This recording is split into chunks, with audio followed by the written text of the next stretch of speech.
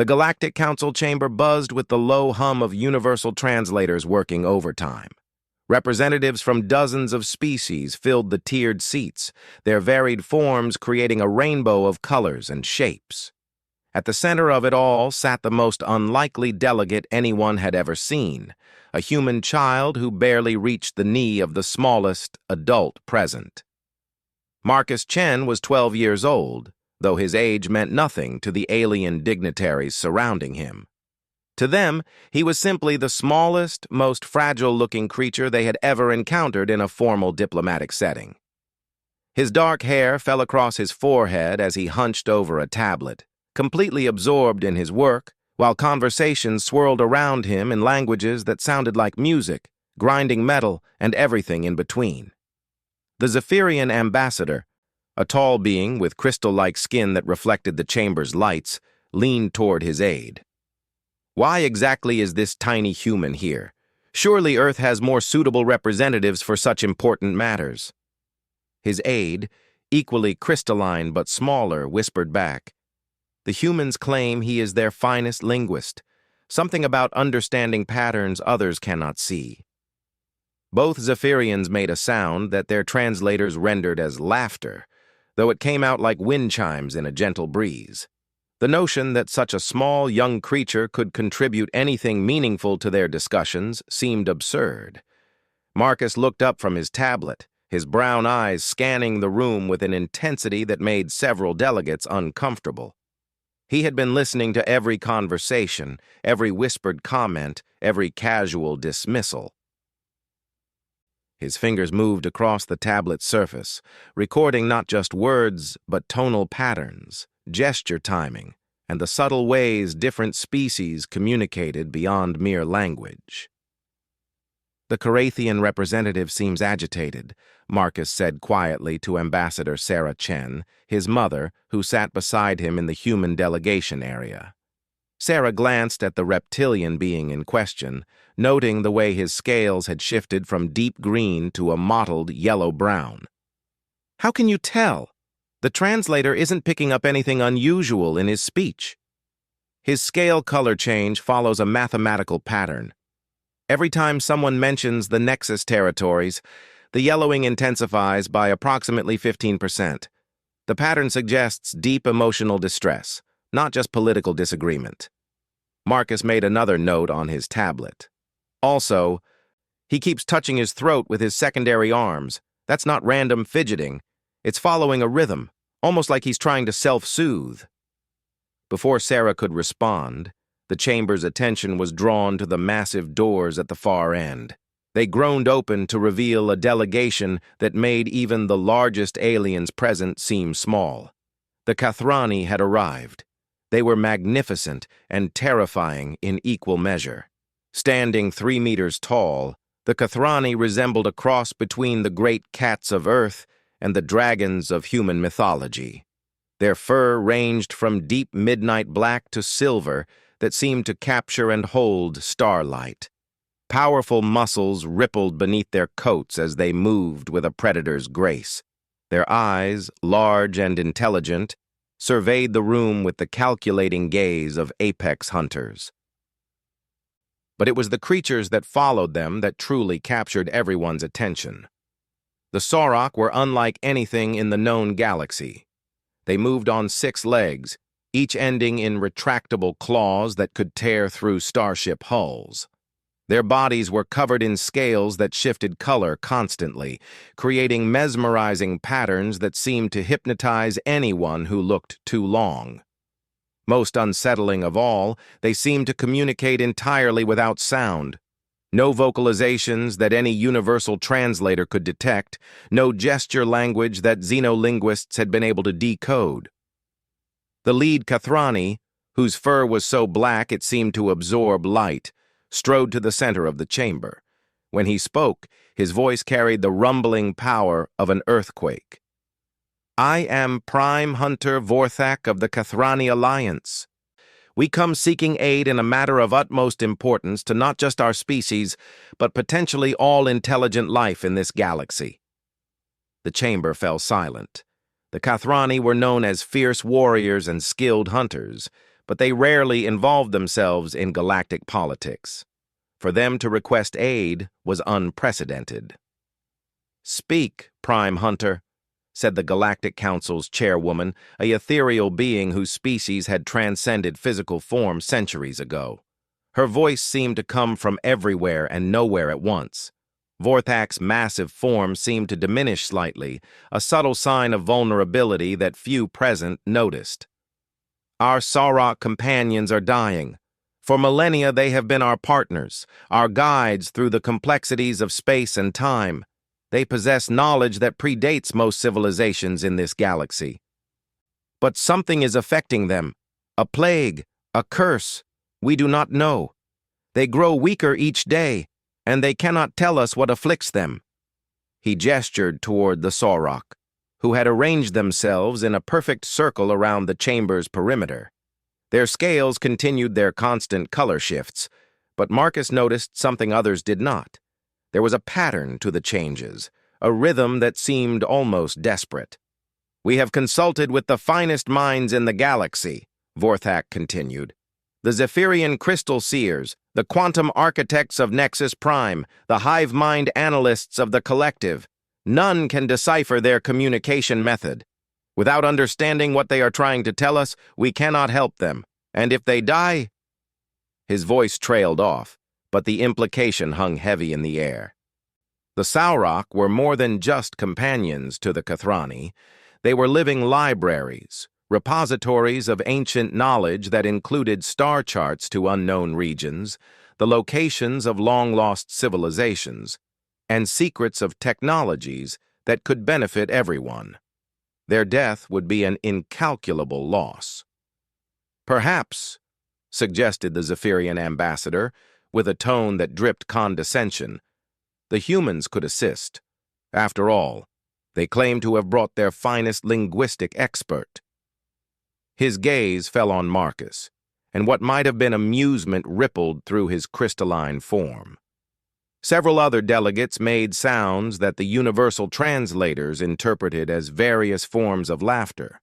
The idea that a human child could succeed where the galaxy's greatest minds had failed was beyond absurd to them. Marcus felt his mother's hand touch his shoulder in a gesture of support, but his attention was entirely focused on the Sauroch. While everyone else saw random, meaningless color changes, Marcus was beginning to see something else entirely. His mind, which had been absorbing and analyzing patterns since he was old enough to hold a toy, was working on a level that even he didn't fully understand.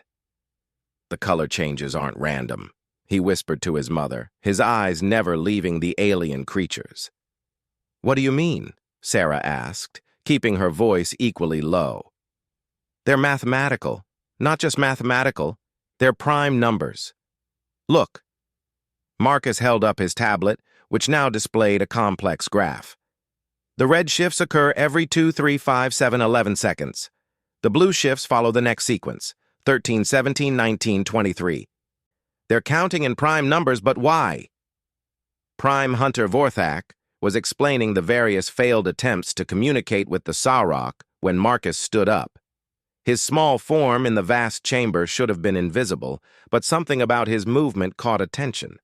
Perhaps it was the intense focus radiating from him, or the way he seemed completely unaware of the hundreds of eyes turning toward him. "Excuse me," Marcus said, his young voice somehow carrying clearly through the chamber. "Prime Hunter Vorthak, may I approach your companions?" The chamber erupted in a cacophony of sounds. Laughter, outrage, bewilderment. The idea that a human child would interrupt a formal session was shocking enough, but to request direct contact with the mysterious Sauroch was unprecedented.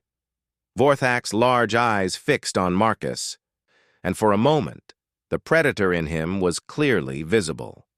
Then, something shifted in his expression. Perhaps it was the complete lack of fear in the boy's demeanor, or the way Marcus met his gaze without flinching. "You are very small, young human," Vorthak said, his voice gentler than before. "Why do you believe you can succeed where others have failed?" Marcus walked down the steps toward the center of the chamber, his tablet clutched in his hands. Every step was watched by dozens of species, many of whom were taking bets on how quickly the child would give up or run away in terror. Because, Marcus said simply, I don't think they're trying to communicate with words or gestures. I think they're communicating with mathematics. And mathematics doesn't care how big or small you are. It just is. The chamber fell silent as Marcus approached the nearest Sauroch. The creature was beautiful in an alien way, its scales shifting through deep purples and golds. Up close, Marcus could see that its 6 eyes, 2 large primary ones and 4 smaller secondary ones, were all focused on him with an intelligence that was unmistakably ancient and profound. Marcus sat down cross-legged in front of the creature, placing his tablet on the floor between them. "Hello," he said softly. "I'm Marcus. I think you've been trying to tell everyone something very important, but they haven't been listening the right way. May I try?" The Sauroch's scales suddenly stopped their constant shifting. For the first time since entering the chamber, its coloration became completely still. Its primary eyes blinked once, slowly, and then the most remarkable thing happened. Its scales began to shift in a completely new pattern. Instead of the seemingly random rainbow of colors, they now displayed simple patterns. A single red dot, then 2 red dots, then 3, then 5, then 7. Prime numbers, just as Marcus had suspected. Marcus felt his heart racing with excitement. "You are counting! You're showing me prime numbers!" He quickly input the sequence into his tablet. But why prime numbers? What makes them special to you? The Sauroch's scales shifted again. This time, the pattern was more complex. Groups of colors appeared and disappeared in what looked like mathematical equations. Marcus's fingers flew over his tablet, recording everything while his mind raced to understand. "The prime numbers are just the beginning," he whispered, more to himself than to anyone else. "You're showing me something about the fundamental structure of something. But what?" Around the chamber, the various delegates watched in stunned silence. Even the most skeptical among them had to admit that something unprecedented was happening. The Sauroch, which had never responded to any form of communication attempt, was clearly interacting with the human child. Prime Hunter Vorthak moved closer, his massive form casting a shadow over Marcus and the Sauroch. "What is happening, young human? What are they telling you?" Marcus looked up, his eyes bright with excitement and concentration. "I'm not sure yet, but they're definitely trying to communicate something mathematical, something complex. I need more time to understand the full pattern, but this is definitely a language. It's just not like any language we've ever encountered before." He turned back to the Sauroch, whose scales had now begun displaying what looked like star charts, constellations of points connected by lines that appeared and disappeared in precise timing. "Are you showing me locations? Places in space?" The Sauroch's response was immediate and dramatic. Its scales blazed with a brilliant white light that filled the entire chamber, then faded to show a complex 3-dimensional map that seemed to hang in the air above its body. The map showed star systems, but not just any star systems. These were arrangements that Marcus recognized from his studies of galactic cartography. "That's the Nexus territories," breathed the Carathian delegate, his scales now a pure, shocked white. "But how could they know about classified star charts?" Marcus felt pieces of a vast puzzle beginning to click together in his mind. The Sauroch weren't just trying to communicate. They were trying to warn everyone about something connected to the Nexus territories, something that related to their mysterious illness, and something that would require mathematical precision to understand. As the session continued, Marcus remained focused on the Sauroch, completely absorbed in trying to decode their complex mathematical language. He was unaware that his breakthrough was being watched by intelligence networks across the galaxy, or that there were those who would prefer that the Sauroch's message never be fully understood. The first day of what would become the most important communication effort in galactic history was ending. But Marcus knew this was only the beginning. The Sauroch had so much more to tell them, and he was determined to learn their mathematical language before it was too late. As the delegates began to file out of the chamber for the day, Marcus remained seated on the floor with the Sauroch, his tablet now filled with mathematical sequences that would take hours to fully analyze. The creature's scales had returned to their gentle shifting pattern, but now Marcus could see it wasn't random at all. It was a complex mathematical symphony, and he was finally beginning to hear the music. Marcus had barely slept in the 3 days since his first contact with the Sauroch. His small quarters in the diplomatic wing of the station had been transformed into something resembling a mathematical laboratory. Equations covered every available surface. Holographic displays showed rotating star charts, and his tablet had been supplemented with 3 additional processing units that hummed constantly as they worked through the vast amounts of data he was collecting. His mother, Sarah, watched him with growing concern as he hunched over his latest calculations, dark circles under his eyes, testament to his obsession with cracking the Sauroch's mathematical language. "Marcus, you need to eat something and sleep. You can't solve this if you collapse from exhaustion." "I'm close, Mom. Really close." Marcus didn't look up from his work. The prime number sequences weren't just counting. They were establishing a mathematical foundation, like teaching me their number system before moving on to more complex concepts. "Look at this." He gestured to a holographic display that showed the star map the Sauroch had projected, but now overlaid with mathematical annotations. "These aren't just star positions. They're showing me gravitational relationships, orbital mechanics, but calculated to a precision that shouldn't be possible without quantum computers. How do they process mathematics at this level in their minds?" Before Sarah could answer, there was a soft chime at their door. Marcus finally looked up to see Prime Hunter Vorthak filling the doorway, having to duck significantly to fit through the human-sized entrance. Behind him stood 2 other Kathrani that Marcus hadn't seen before, one with silver fur marked with deep blue stripes, and another whose golden coat seemed to shimmer with its own inner light.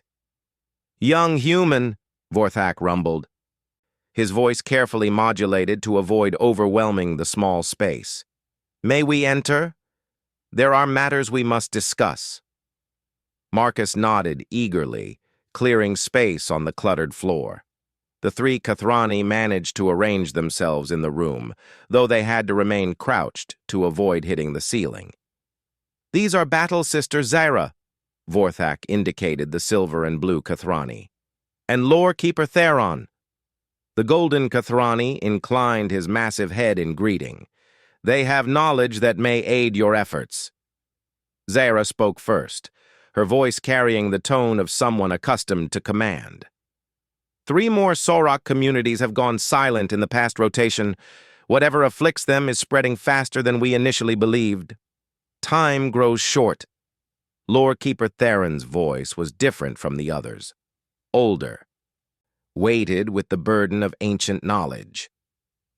"Young human, what I am about to tell you has been kept secret for over 1,000 years. The Sauroch are not merely our companions. They are the living memory of our species and many others. When a Sauroch bonds with an individual, they share that being's memories, experiences, and knowledge. When that individual dies, the Sauroch preserves everything." Marcus felt his mind reeling. "They're living databases? Biological storage systems for entire civilizations' worth of knowledge?" "More than that," Theron continued. "They can access and cross-reference information across multiple species, multiple time periods.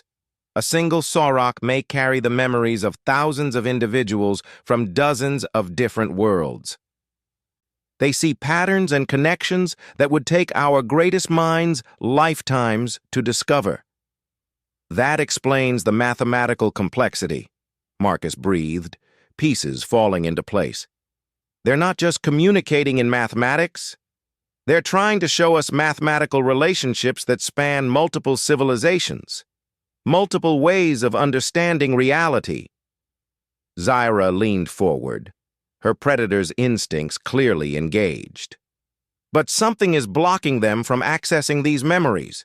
They grow weaker as they struggle to maintain connections to knowledge networks that span the galaxy. If they die, centuries of accumulated wisdom dies with them. Marcus turned back to his calculations with renewed urgency. Then we need to understand what they're trying to tell us about the Nexus territories. Every time they show me those star charts, the mathematical intensity increases. Something there is connected to their condition. He called up his latest analysis on the holographic display. Look at this. The orbital mechanics they're showing me aren't current positions of stars and planets. They're predictions, calculations showing where these celestial bodies will be at specific times in the future. But the calculations assume gravitational influences that don't exist in our current models. Theron's eyes widened, a reaction that was dramatic on his massive feline features. Show me those calculations again. Marcus expanded the display, showing the complex gravitational models the Sauroch had been communicating through their scale patterns. According to their mathematics, there should be a massive gravitational source in the center of the Nexus territories. But our surveys show empty space. Not empty space, Theron whispered, his voice filled with what could only be described as dread. Hidden space. Young human, you have uncovered something that was buried for good reason. Before anyone could ask what he meant, Marcus's tablet chimed with an incoming priority message. The holographic display shifted to show the Galactic Council's emergency session symbol. All delegates to the main chamber immediately, came the announcement. Priority Alpha situation developing. The four of them made their way quickly through the station corridors, Marcus having to run to keep up with the Kathrani's long strides. When they arrived at the council chamber, they found it in chaos. Delegates from dozens of species were talking urgently among themselves, and the massive viewing screen at the front of the chamber showed what appeared to be sensor readings from the Nexus territories. The council chairwoman's ethereal voice cut through the noise. Order! We have received disturbing reports from our monitoring stations in the Nexus region.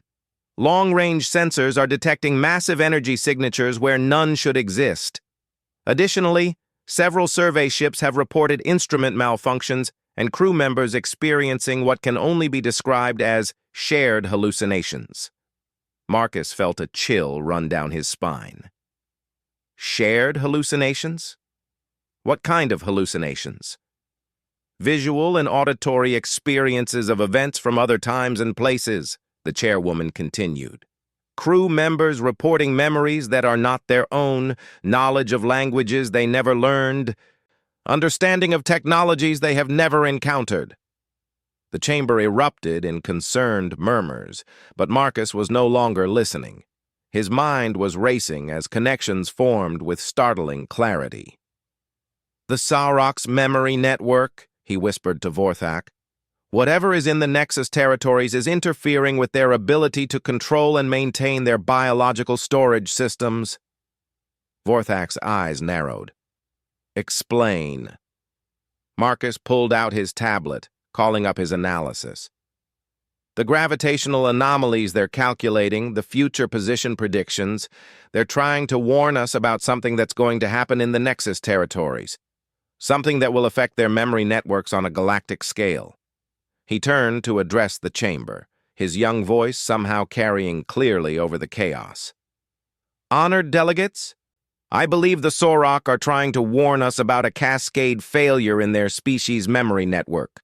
The symptoms your survey crews are experiencing, shared memories, knowledge they shouldn't have, those are the same things the Sauroch are supposed to be able to control and maintain. The Zephyrian ambassador, who had been among Marcus's most vocal critics, stood up. You expect us to believe that a child has decoded a mystery that has stumped our greatest minds? That alien creatures are experiencing some form of memory overflow? Before Marcus could respond, every screen in the chamber suddenly flickered and changed. Instead of sensor readouts and official displays, they now showed something impossible: scenes from various planets and civilizations playing simultaneously. Marcus recognized some from his studies of galactic history, but others showed technologies and beings he had never seen.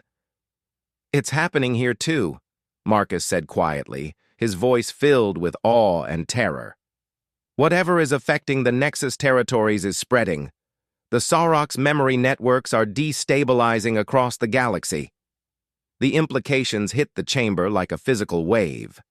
If the Saurochs stored the memories and knowledge of countless civilizations, and that network was breaking down, the results would be catastrophic. Thousands of years of accumulated wisdom could be lost forever. Worse, if the memories began flooding uncontrollably into other minds, the psychological impact on billions of beings could be devastating. Lore Keeper Theron stood, his massive form commanding attention. The young human speaks truth.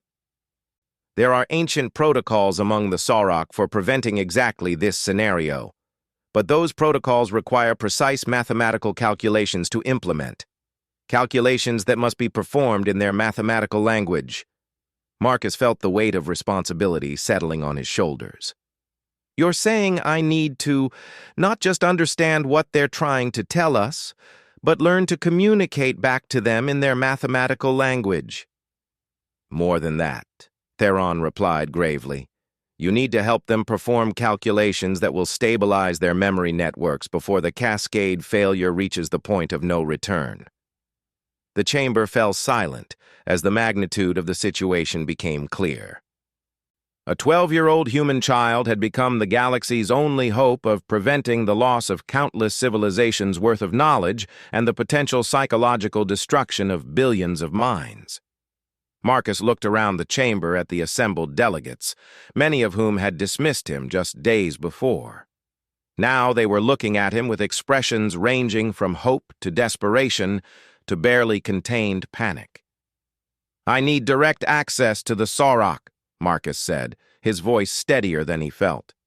"Not just observation. I need to be able to work with them directly, and I need the fastest quantum computers you have available. If we're going to solve calculations that span galactic distances and multiple civilizations' mathematical systems, I'm going to need all the processing power you can give me." Prime Hunter Vorthak placed a massive hand on Marcus's shoulder, the gesture both protective and encouraging. "You shall have whatever you need, young human. The fate of knowledge itself may rest in your small hands." As the emergency session continued around him, Marcus found himself thinking about the responsibility that had been placed upon him. He was just one small human in a galaxy full of ancient, powerful civilizations. But somehow, his unique ability to see mathematical patterns where others saw chaos had made him the key to preventing a disaster of unimaginable proportions. The screens around the chamber continued to flicker with random memories from across the galaxy, a constant reminder that time was running out. Marcus straightened his shoulders and prepared to attempt something that no being in galactic history had ever done before: have a mathematical conversation with alien minds that thought in equations spanning space and time. The real work was about to begin, and Marcus knew that success or failure would determine not just the fate of the Sauroch, but the preserved wisdom of countless civilizations throughout the galaxy. The Emergency Command Center had been established in the station's largest cargo bay, hastily converted to accommodate both the massive quantum computing arrays and the Sauroch who had been brought from across the galaxy. Marcus sat in the center of it all, surrounded by holographic displays that showed mathematical equations floating in three-dimensional space around him like a complex constellation of numbers and symbols. 47 Sauroch had been gathered, representing nearly a quarter of their surviving population. They formed a perfect circle around Marcus, their scales shifting in synchronized patterns that created waves of color rippling through the assembled group. The sight was breathtaking and terrifying. Billions of years of accumulated knowledge made manifest in living mathematics. The cascade failure is accelerating, reported Dr. Venakos, the quantum architect from Nexus Prime, who had been assigned to assist Marcus. Her species existed partially outside normal space-time, allowing them to process information at near-light speeds. Even she was struggling to keep up with the calculations. We're detecting memory overflow events in 17 star systems now. Billions of minds are experiencing random knowledge insertions. Marcus barely looked up from his work. For the past 18 hours, he had been deep in mathematical conversation with the Sauroch, learning to think in their equation-based language. His understanding had progressed from simple prime number exchanges to complex multidimensional calculations that described relationships between space, time, and consciousness itself. "I think I understand the core problem," Marcus said, his voice hoarse from exhaustion but filled with excitement. "The Sauroch don't just store memories. They exist in a state of quantum entanglement with the consciousness of every being whose memories they preserve. When someone dies, their consciousness doesn't disappear, it becomes part of the Sauroch network." Prime Hunter Vorthak leaned closer, his massive form casting shadows over the equations floating around Marcus. "Are you saying the Sauroch are connected to the spirits of the dead?" "Not spirits, quantum consciousness signatures. Every thinking being leaves a unique pattern of quantum fluctuations when they die. The Sauroch have evolved the ability to maintain quantum entanglement with these signatures, essentially keeping a piece of every consciousness they've encountered in a stable, accessible state." Dr. Koss's crystalline form flickered with amazement. "That's impossible. Quantum entanglement breaks down across large distances, and maintaining it with billions of consciousness signatures would require energy outputs greater than entire star systems." Marcus gestured to the Sauroch around him, whose scales were now displaying equations that made the quantum computers work at maximum capacity just to translate them. "Unless you're not maintaining the entanglement through normal space. Look at these calculations. They're showing me that the Sauroch network exists partially outside our dimension. They're using higher dimensional mathematics to maintain stable connections across galactic distances." The implications hit everyone in the room simultaneously. The Sauroch weren't just living libraries, they were conscious beings maintaining active connections to the quantum consciousness of every individual who had ever shared memories with them. They were, in essence, keeping billions of souls alive in a vast, interconnected network that spanned space and time. "The energy readings from the Nexus territories," Marcus continued, pieces falling into place rapidly. "Something there is interfering with their ability to maintain these higher dimensional connections. The consciousness signatures are becoming unstable, bleeding out into normal space-time and affecting anyone with sufficient quantum sensitivity." Laura Keeper Theron, who had been silent until now, spoke with a voice heavy with ancient knowledge. "There is something we have not told you, young human. The Nexus territories are not empty space. They are the location of the first Sauroch consciousness merger, the place where our species first learned to connect with their quantum networks over 3 million years ago." Marcus felt his blood run cold. "What's in the Nexus territories?" "The first network," Theron replied. "The original consciousness collective that taught the Sauroch how to preserve and share memories across species.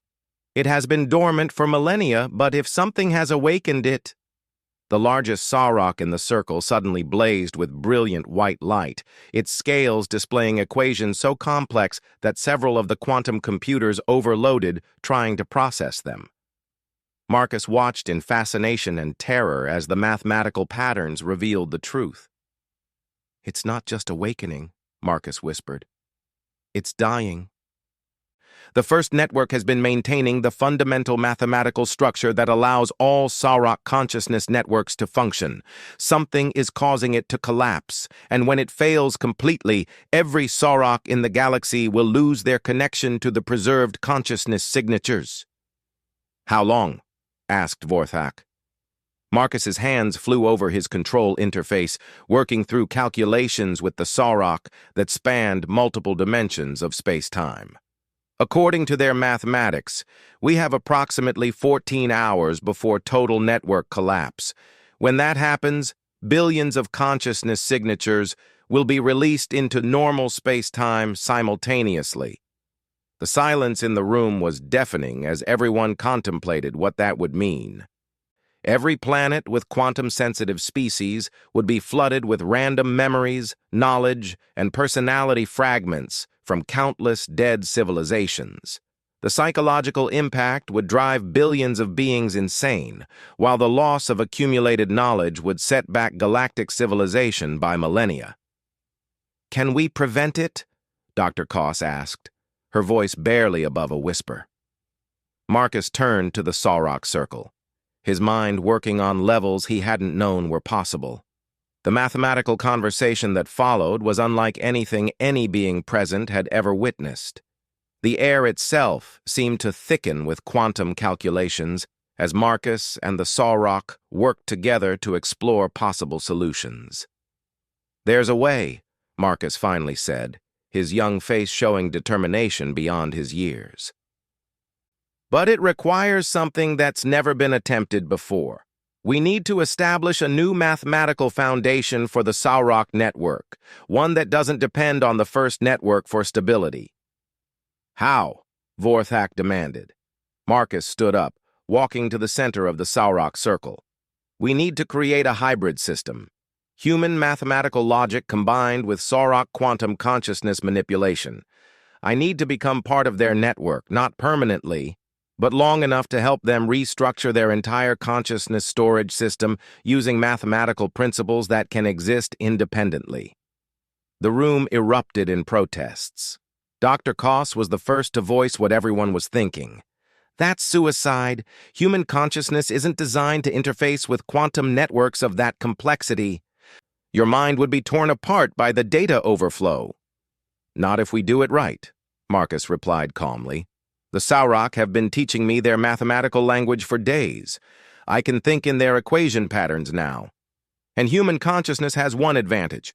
We're really good at seeing new patterns and creating innovative solutions. That's exactly what they need." Prime Hunter Vorthak growled, a sound that vibrated through the floor plating. "I will not allow a child to sacrifice himself for our mistakes."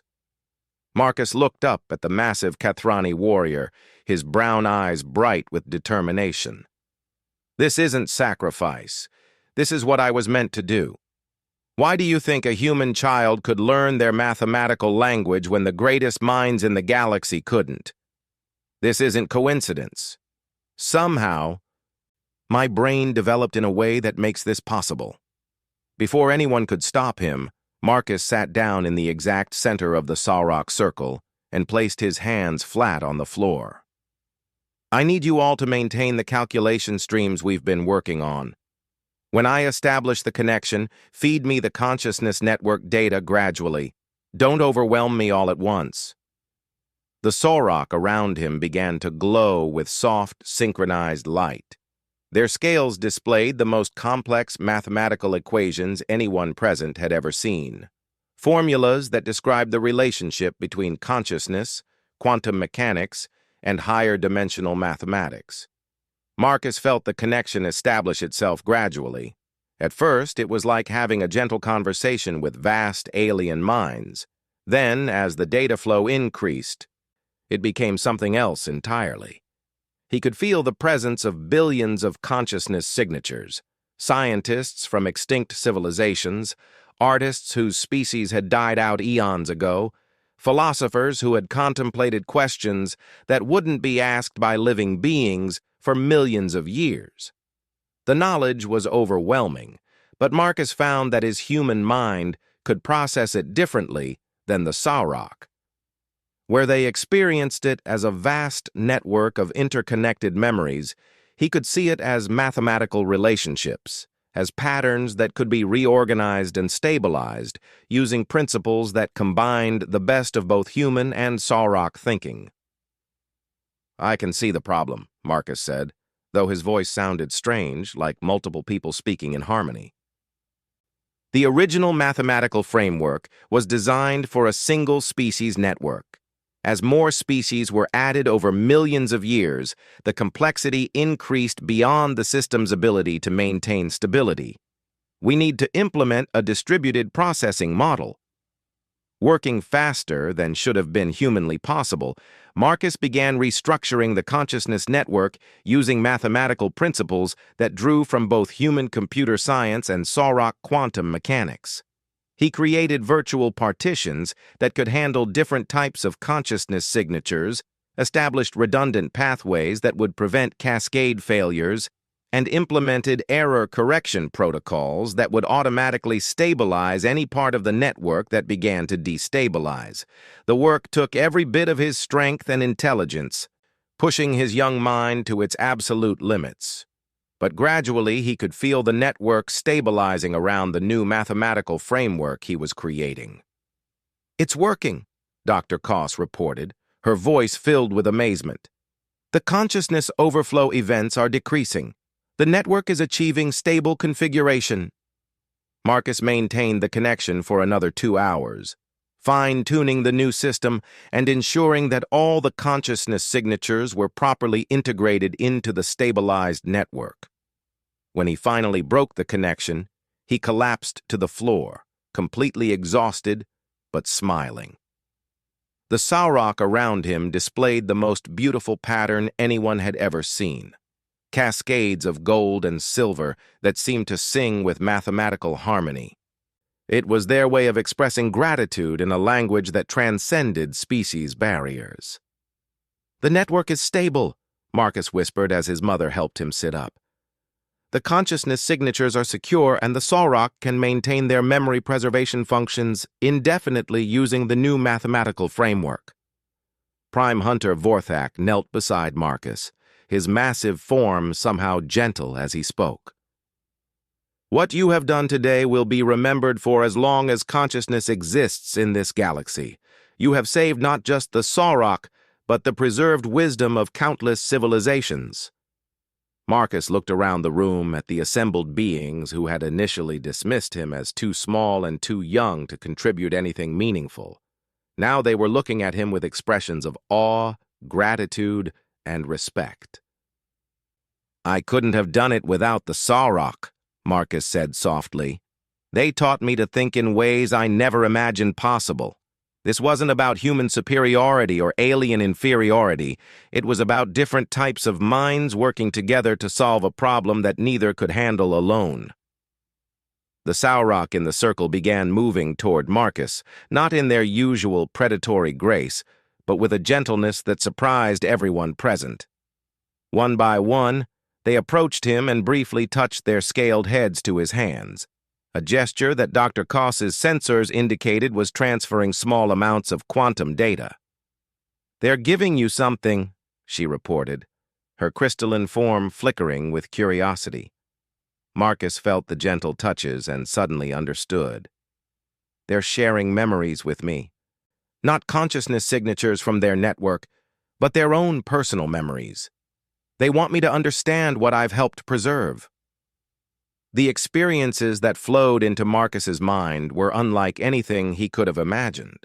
He saw the first meeting between a Kathrani hunter and a Sauroch thousands of years ago, felt the wonder and terror as two completely different forms of consciousness learned to trust each other.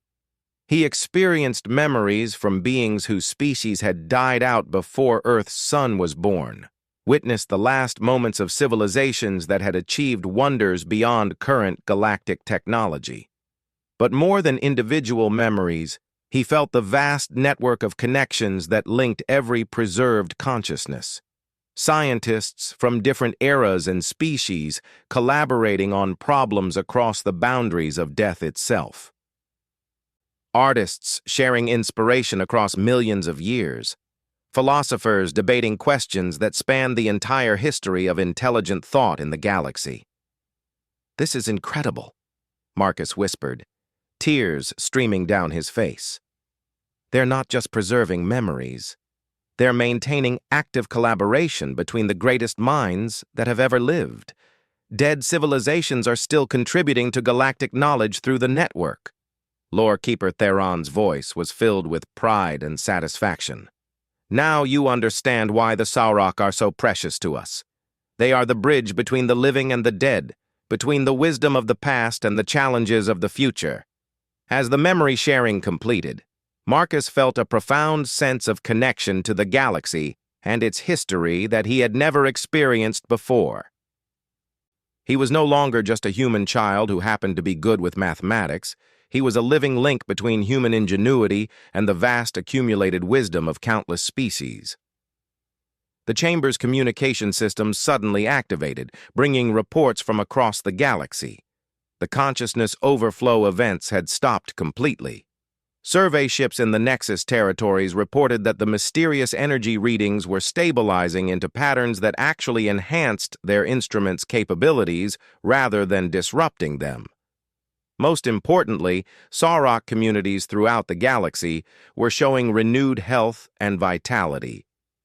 "The network isn't just stable," reported an excited technician from the monitoring station. "It's actually more efficient than it was before. The new mathematical framework is allowing the Sauroch to process and share information faster and more accurately than ever before."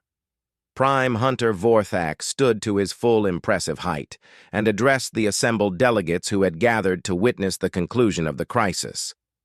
"The debt we owe to the humans, and to young Marcus specifically, cannot be measured. He has not only saved the Sauroch and preserved the knowledge of countless civilizations, but he has improved upon systems that we thought were already perfect." The Zephyrian ambassador, who had been among Marcus's most vocal critics, stepped forward. His crystalline form was flickering with patterns that Marcus now recognized as deep embarrassment and newfound respect. "We owe you an apology, young human. We judged you by your size and age rather than your capabilities. You have taught us that wisdom and ability do not always come in the packages we expect." Marcus stood up, still shaky from his exhausting work, but grinning with the joy of success. "The important thing isn't who solved the problem. It's that we solved it together. The Sauroch's mathematical language, Kathrani determination, quantum architect processing power, and human pattern recognition all contributed to the solution.